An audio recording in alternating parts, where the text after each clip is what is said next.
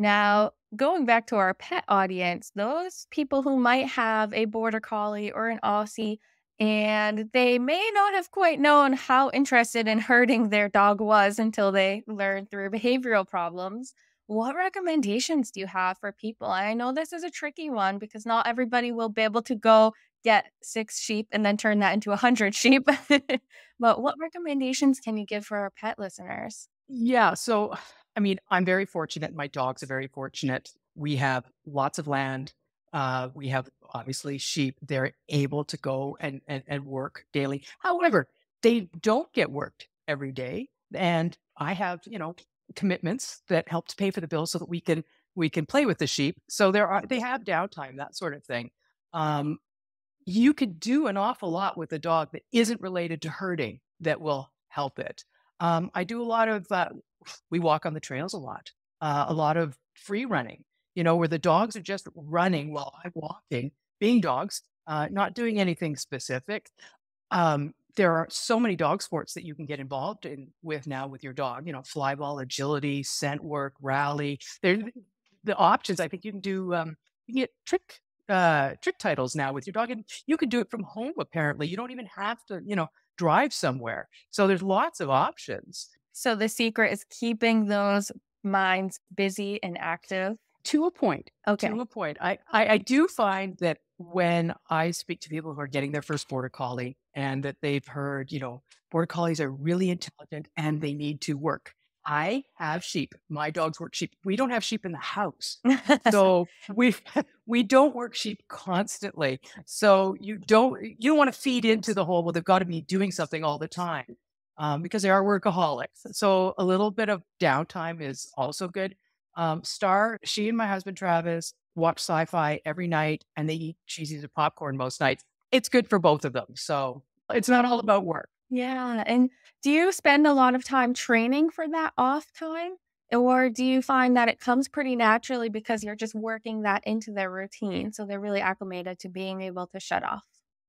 Yeah, I think I've been doing it long enough now with that I don't really think that much about it. Yeah. So it just kind of fits in with our schedule. But I do spend a lot of time I've got 2 young pups right now. They're 9 months old.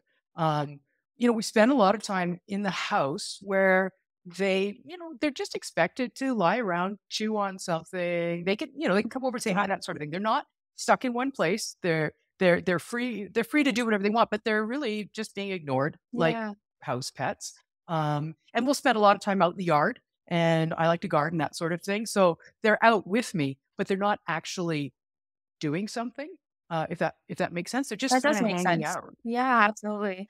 So, would you say a recommendation for somebody who is new to these types of breeds? Should they just start with small increments of that kind of just doing nothing and existing together? Or do you have any specific recommendations that you want to share? Yeah, I mean, obviously, just hanging out. I mean, you should want to spend time with your dog, right? Yeah. That's why we got them is because we want to spend time with them. So that part's pretty easy, I think. And I like to say, like, if you think it's something that you won't like 6 months or a year from now, maybe don't encourage it. Find something else to do with them. So, if they're bringing you a ball in the house, maybe think to yourself, do I want to play fetch in the house with my dog 6 months from now? If the answer is yes, have fun. If the answer is like, I'm not sure that's a good idea, take the ball outside, play fetch with your dog outside. And obviously, all kinds of games teaching the dogs. Recalls, coming when called is important. Nobody wants to be, you know, military about it. It should Right. be fun. I like that idea with the forward thinking of like, if you don't want that behavior 6 months down the line, then you shouldn't be participating right now. That makes a lot of sense. It's a really wise way of putting it. I like that. Yeah, I always look at border collies. I go, yeah, they're really smart, right? So you're a lovely dog. Please channel all of this intelligence and work ethic for good and not evil. And then we get Exactly. along great. Yeah, yeah. Right. Now, we talked a lot about these lovely herding breeds, but what about other breeds that have you seen different breeds doing herding activities? I have.